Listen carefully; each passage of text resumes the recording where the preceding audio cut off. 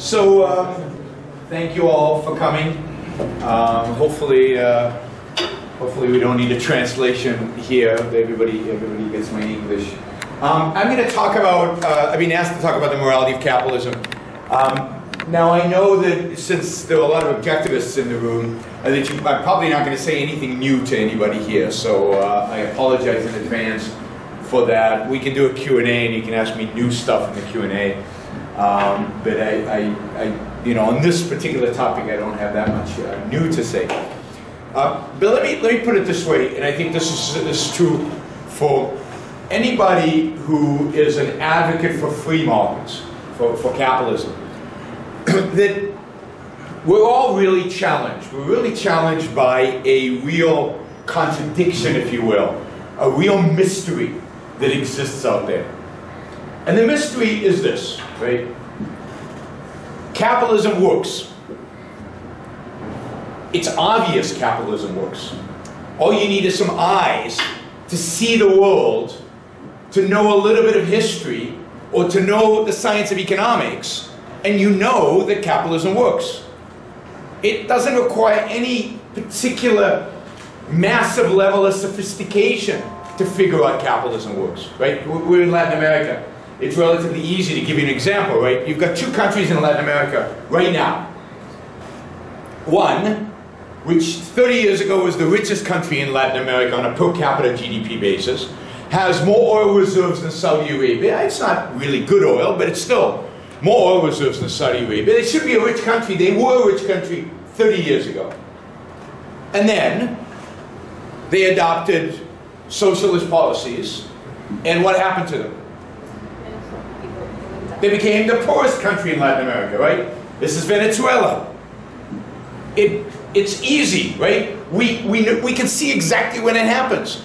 We can see the cause and effect. What happens when you collectivize farms? What happens to food? There's huge shortages. So Venezuela people are literally starving. Babies are dying for lack of nutrition in a country that has incredibly fertile land. Why? Because farms are collectivized. And when you have collectivized farms, how do we know that when you have collectivized farms, it leads to starvation? Because everywhere it's tried, it happens. That's exactly what happened. It happened in Ukraine under Stalin. It happened in China under Mao. Everywhere where you have collectivized farms, it leads to starvation. So it happened in Venezuela as well. Big surprise. Shocking, right? That if you do the same thing over and over again, you shouldn't expect exactly the same result. And then, not far from here, you've got another Latin American country that 30 years ago was one of the poorest countries in Latin America, and today is the richest country in Latin America on a per capita GDP basis. Why? Because they implemented pro-market reforms. This is Chile. And those pro-market reforms have led to wealth. And it's very simple, right? That's just one little example. But everywhere in the world you go, everywhere in the world you go, socialism leads to death and destruction, capitalism leads to prosperity and success. That's true in Asia, that's true in East versus Western Europe, it's true in Latin America, it's true everywhere you try it. The consequences of socialism are always the same. The consequences of capitalism are always the same.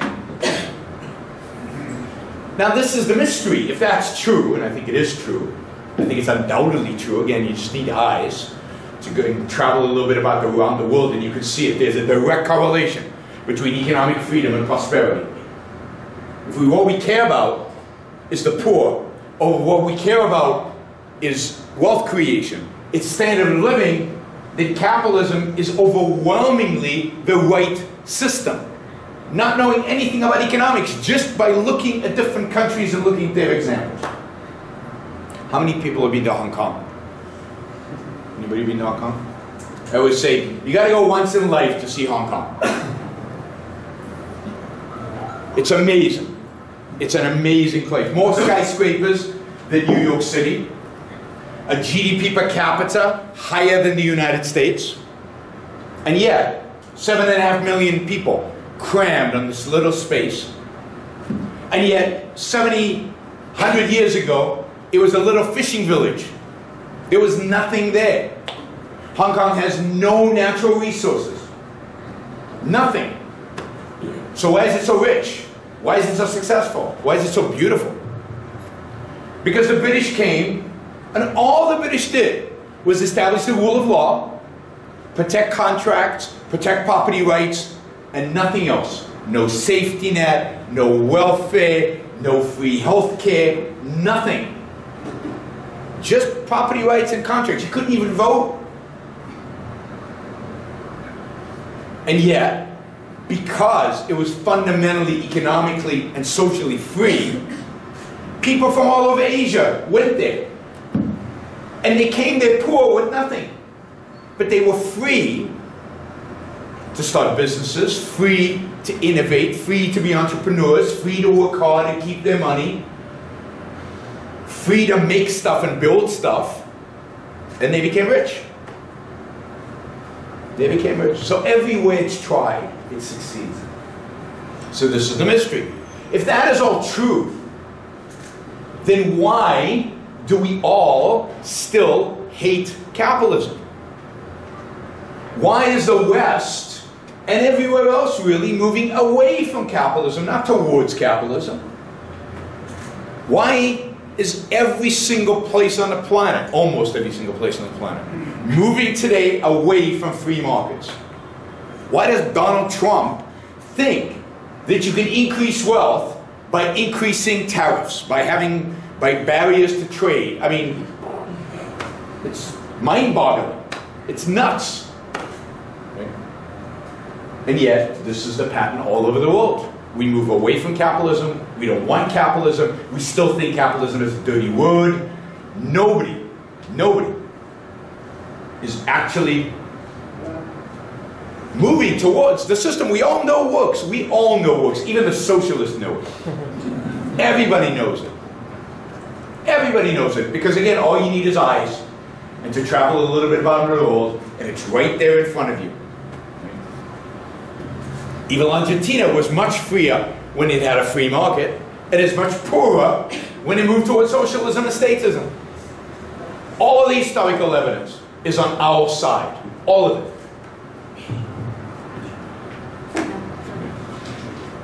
So, the question is, why?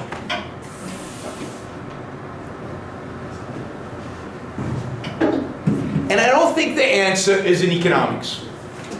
I think we won the economic debate 50 years ago. We have the smartest, best economists on our side. Whether it was Hayek or Mises or Friedman or all the Austrian economists, all in Latin America and the US and in Europe, we've won. There's not an economic argument that the left has made that we do not have an answer to. We have all the answers.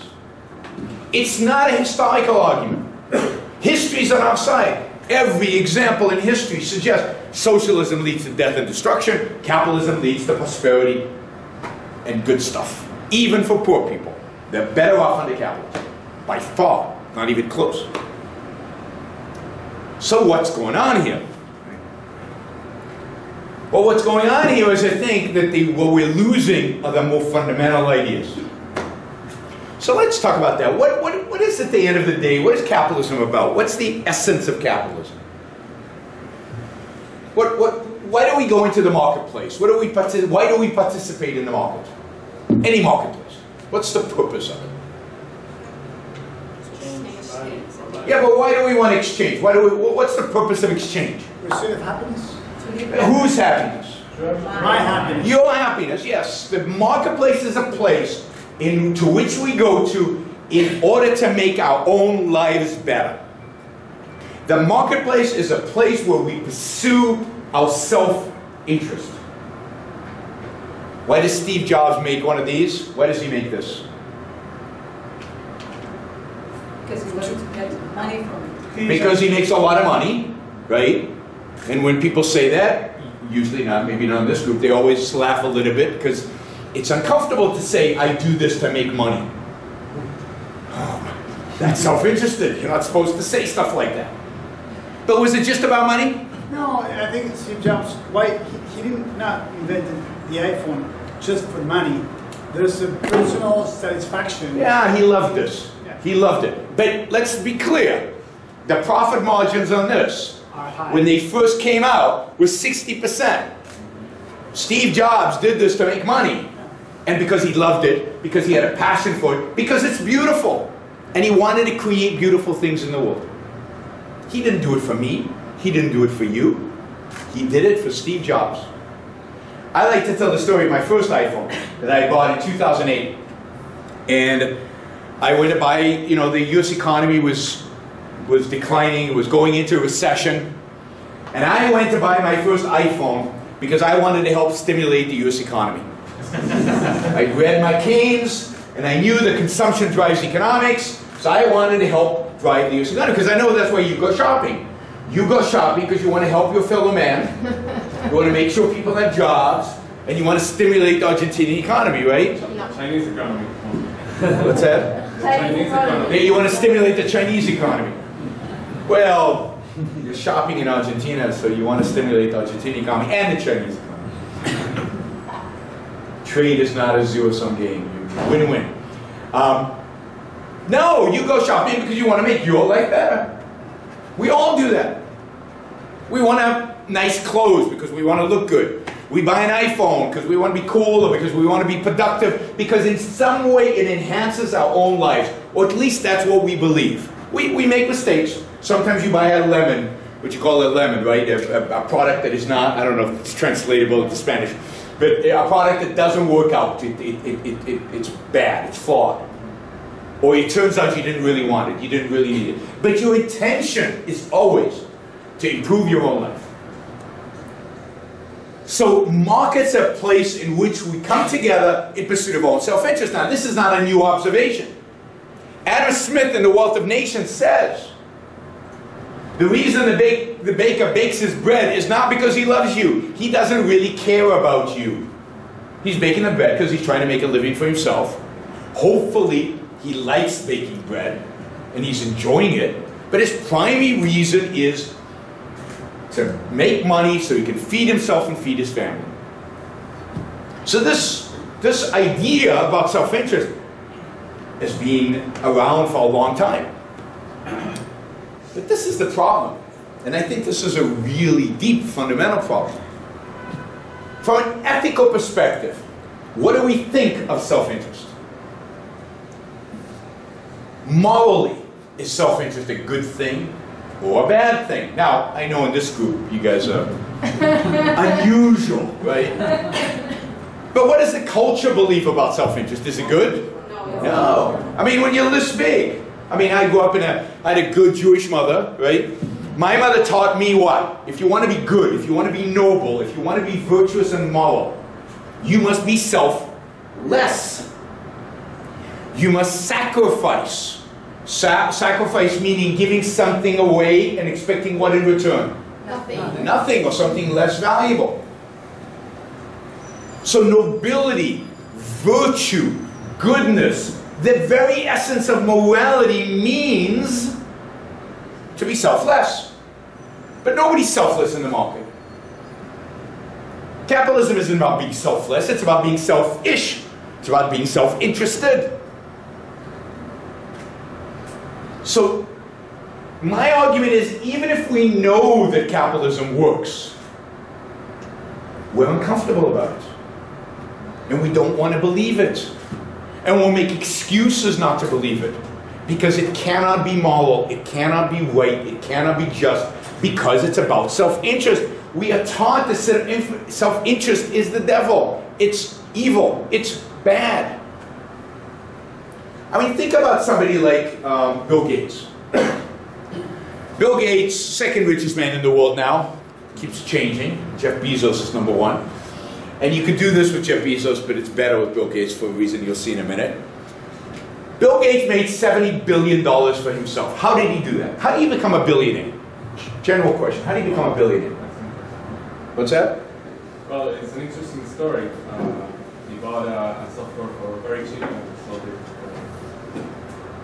for thousands, hundreds of thousands. that's the essence of it. It's not the essence of it. It's clearly not the essence of it because lots of people have bought cheap stuff and tried to sell it for expensive. Something. So how do you become a billionaire? And it's not just Bill Gates. Every billionaire in a free market, right? They're Good quality service or good. Yeah, but lots of people make good quality and have great service and do all that. How does it? What is the difference between a businessman who makes a lot of money, who does okay, and a billionaire? What do you have to do to be a billionaire? I mean, this is the secret. The company must be listed and. Okay, a lot of companies are listed. I own a lot of stock in listed companies. I'm not a billionaire. Not even close. Ambition. What's that? Ambition. You want to. Yeah, well, yes, you certainly have to. Again, what is it that makes you a billionaire? He produces a lot of value. Yeah, but it's a lot. Is how much is a lot? Improving the quality of crowds. The quality of life of crowds. Yeah, so crowds starting to get to it, right? The way, yeah. To make it something everybody wants. Yeah, you have to make something that everybody wants. Hundreds of millions of people want, maybe even billions of people want. And not only do they want it, but they're willing to pay for it. And how much are they willing to pay for it? More than it costs you to produce. And is it making their life worse or better off? Better, because of exchange, right? If they gave up $100, it means the thing that they bought was worth more than $100 to them. It added to their life more than $100 worth of stuff, right? So the way to become a billionaire is to offer hundreds of millions of billions of people a product they really want that will enhance their lives at a price that gives you a profit. And if you can do this over and over again, you will become a billionaire. Easy. But you should be able to do it, right? So think about it. The way to become a billionaire is to make the lives of hundreds of millions of people better. The way to become a billionaire is to make the world a better place to live. The way to become a billionaire is to change the world for billions of people. It's the only way. If you do it for a little group, you don't become a billionaire. It has to be large numbers. And it has to be a significant improvement in their lives, otherwise they won't keep coming back and buying your product. So the only way to become a billionaire is to make the world a better place to live for everybody. I can't think of a human being on the planet, maybe some tribes in the Amazon, who have not been affected by Bill Gates, by the standardization of computers, by the fact that we can send, I mean, I'm not sure the internet would be what we think of it today without the standardization that Microsoft created. The world is dramatically better. Okay, and Bill Gates made $70 billion in that, by the way, a tiny little fraction of the wealth he created in the world. The wealth he created in the world is trillions of dollars. He got $70 billion. Now, how much moral credit, ethical credit, does Bill Gates get for making the world a better place to live? None, zero, negative a little bit, because he did make $70 billion in the process. How dare he? That's why he's into philanthropy now. What's that? That's why he's into philanthropy now. Yeah, so we'll get to that, right? So here he is, changing the lives of hundreds of millions, maybe billions of people, and getting negative moral credit. But when does he become a good guy? Starts a foundation. Now notice, he doesn't just start a foundation. He leaves Microsoft. God forbid you make any money. You build something, you create something. That's a no-no. That gives you negative moral credit. No, you have to leave it all and become a full-time philanthropist, which is what Bill Gates has become. Now he's a good guy. Now we like him because he's giving his money away. You know, it's dirty the way he made it. That's yucky. But giving it away, that's good. How many people, how many lives will he change giving his money away? Hundreds, maybe thousands. Maybe even tens of thousands, maybe even hundreds of thousands, not billions. Nothing in charity, it just doesn't have the leverage, it just doesn't have the scope, it just doesn't impact the lives of people the way Microsoft did. Now, he's still not quite, we're in a Catholic country, he's still not quite a saint, right? He's short, we're not building statues for Bill Gates, we're not naming boulevards for him. Why? He's still a little self-interested, you know. He seems to be enjoying giving his money away. You guys go to museums. Have you ever seen a painting of a saint smiling? No, that's not the point of being a saint. The point of being a saint is to suffer. The point of being a saint is to sacrifice. The point of being a saint is to be worse off. Now, I have not spoken to the Pope. He's an Argentinian, so you guys might be able to speak to him. But my guess is for Bill Gates to become a saint, he would have to give up all his money. He would have to move into a tent, and he would have to bleed a little bit for us. With some blood. Then, oh, statues, boulevards, he'd get it on. Because then he really believes in the cause, right? He's really suffering for it. That's the standard. Note how sick and perverse this really is. Building, making, changing the world. Benefiting mankind in ways nobody could have imagined. We don't really take that seriously. Oh, but giving it away, that's good. And suffering while giving it away, that's even better. Happiness isn't the standard. Happiness is the standard for vice. Immanuel Kant, the great German philosopher, once said that if you meet a happy person, you should be suspicious. Because happy people are self-interested people. Because you don't get, that's how you become happy. And self-interest is a vice, we know that. So you better watch it. The standard is not happiness. Quite the contrary. Quite the contrary. And this is ingrained in our culture, both from Christianity and from German philosophy. The idea of suffering, the idea of selflessness, of self-denial, of self-rejection, is at the heart of our morality, of our moral ethical code. And that is the opposite of everything capitalism has to offer. Capitalism is the negation, it's the rejection of the altruistic morality that is Christianity and German Romanticism. And that's why nobody wants to be a capitalist. Nobody wants to believe the history. Nobody wants to believe what they see with their own eyes. They're willing to ignore the evidence that they can see firsthand in the name of morality. Because in a battle between economic knowledge and ethical knowledge, between historical knowledge and ethical knowledge, ethical will always win. We want, as a species, as individuals, we want to be good. We want to be just. We want to be virtuous.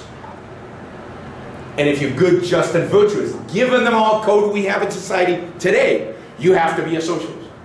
Or you have to be some form of statist. And it's why we keep reverting to it. In America, you know, left, right, doesn't matter. We're becoming statists.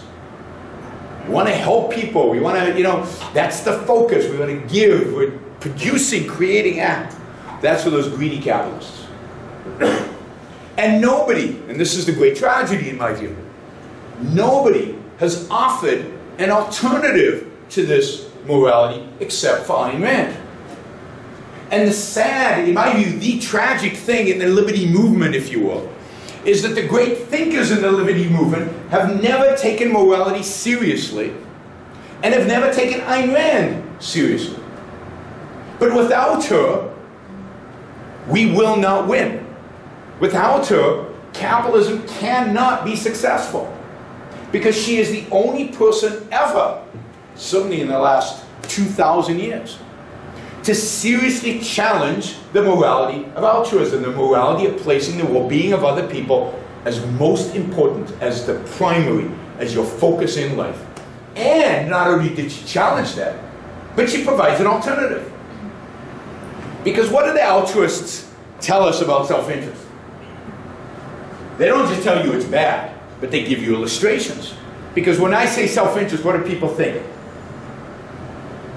What kind of people do you think are self-interested? Businessmen with a lot of money. Yeah, but how do they get that money? What's automatic? They lie, they steal, they cheat. They'll do anything to get their way. That's what self-interest means. We've conditioned ourselves to think of self-interest as lying, cheating, stealing. SOB, right? SOB means, well, it doesn't, right? So we point at the kid in the schoolyard and said he's self-interested. What do we mean by that? He'll do anything to get his way. Lying, cheat, steal, walk on corpses, anything. So this is the alternative we'd be presented. You can either be a good altruist and therefore not a capitalist, or you can be a lying, cheating, stealing, bad guy. That's it. That's the only alternative. And Ayn Rand says, ooh, first time really in history since Aristotle, she says, wait a minute, there's another alternative. How about being rationally long-term self-interest? How about thinking about what self-interest really means? Does lying, cheating, stealing, is it good for you? Not if you understand what we as human beings are. Not if you understand what we are as a species, as a being. Lying, stealing, and cheating are bad for us. They're destructive for us. You might get the money, but you'll destroy your soul. And worse than that, right? You'll destroy your soul, you'll get caught, the best example of this is, everybody remember Bernie Madoff in America? Bernie Madoff? Pyramid scheme, asset pyramid scheme. Stole money from his best friends and everybody around him, right? Bernie Madoff says, he's in jail now, he says he's happier in jail now than he was before he was caught. And I believe him. Because before he was caught, what did he have to live with? I don't know, how many of you have ever lied? I don't really want to know. Lying is stupid, right? When you lie, almost always the lie necessitates more lies. You usually get caught in the end by somebody. If you don't get caught, you're worried about getting caught. And then you're constantly thinking about getting caught and what the consequences will be, right? I am 56 years old. I can't remember what I did last week. I can't. I'm losing my memory. I can't remember what I did last week. I'm busy, so that's part of it, right? Now, imagine if I lied about what I did last week. Not only do I have to remember what I actually did last week, now I'd have to remember the lie. That's two things. I can't remember one. But it's not two things. It's more than two things. I have to remember the lie and the truth. Who I told the lie to, who I told the truth to. Why I told them the lie and why I told them the truth. It's way too hard. And I'm going to stress constantly and sweat and really worry constantly because I'm going to mix it all up. And I'm going to, it just doesn't work. So Bernie Madoff was constantly worried he would slip up. Couldn't sleep at night because he thought he would get caught. Not by the SEC, not by the government, because the government didn't catch him. The government wouldn't have caught him. They're too stupid and incompetent to actually catch crooks.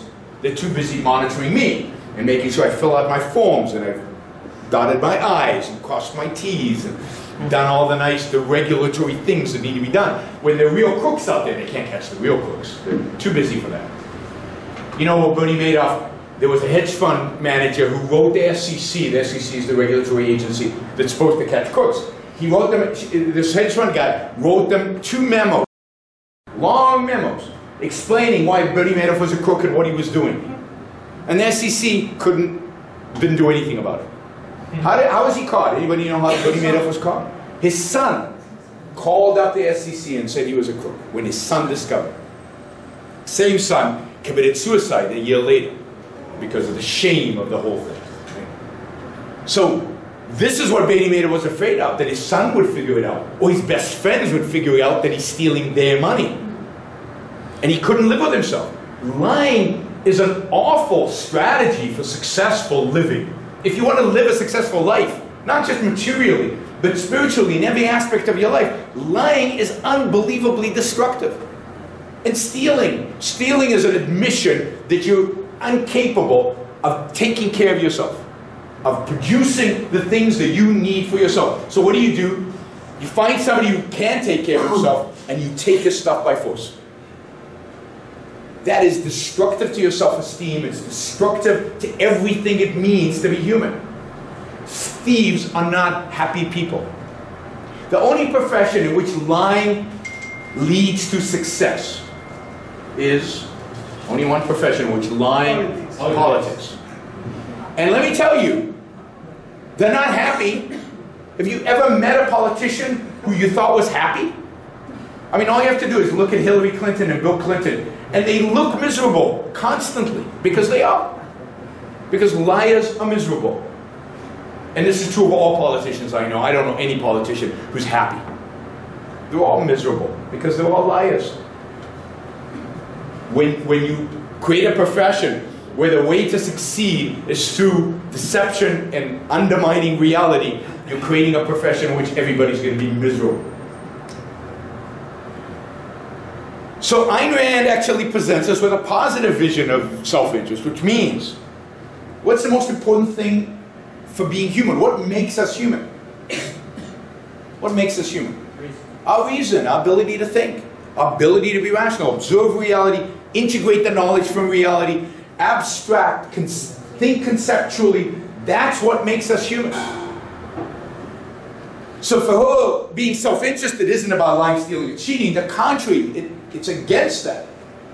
Where being self-interested means being rational, using your mind, thinking, exploring reality, understanding reality, changing the world by using your reason. For that kind of morality, Bill Gates is a hero, not because he changed the world, but because he used his mind to make his life and everybody else's life better off. He is the epitome of morality. Now, I don't know what else happens in his life, but in his business, he is a moral person. For Ayn Rand, the fact that we all go into the marketplace to seek our self-interest, to make our individual lives better, makes capitalism a moral system. Because pursuit of your own self-interest is the essence for Rand of morality. That's what morality is about. Morality should be a science that studies man and the things that he needs in order to thrive, in order to do well. And that which promotes human life, which is good for human life, is the good. And that which is anti-human life, which is destructive to human life, is the evil, is the bad. So the whole point of life is to promote your own life. Now, people say if you promote your own life, then you don't care about other people. Really? But if you care about your own life, why do you care about other people? I, for example, only care about my life. That's the only thing I care about. And because of that, I love human beings. I particularly love human beings that I really love. But generally I like human beings. Why? Because you interact with them? Because they provide immense value to me. Right? I mean, he's dead, but I love Steve Jobs. I mean, he created amazing things for my life that improved my life dramatically. I like the people in China assembling the iPhones. They make my life better. Generally, human beings, unless I know something bad about them, I think, wow, somebody with a brain, somebody who's going to be productive, who's going to in some way has the potential to make my life better. That's a beautiful thing. My life is incredibly better for people playing the violin and making beautiful music, for people painting beautiful paintings, for people making, you know, Uber, whatever it is in business that enhances my life. All those people are making my life better. So I love them, not because I love them, I love them because I love myself. And if I value my own life, I value other people's lives. The idea that somebody who's self-interested wants to live on a desert island is bizarre. Desert island is boring. You want to live in civilization. You want to live with other people. You want to share and exchange, really exchange values. Because that's how you enhance your own life. The marketplace is a life expanding, life enhancing mechanism for the individual. So Rand gives us, I think for the first time in history, the proper moral foundation for capitalism. A foundation built on self-interest. A foundation that for the first time is consistent with how the marketplace actually works. So the revolution that we need to bring about in the world out there is not a political revolution. It's not an economic revolution. It's an ethical, moral revolution. We need to change people's minds about ethics and morality. Now that's much harder, much, much harder than economics or politics or anything else. It's why progress is slow. But it's the only revolution that will have a real impact. It's the only revolution that can result in a truly free world at the end of the day.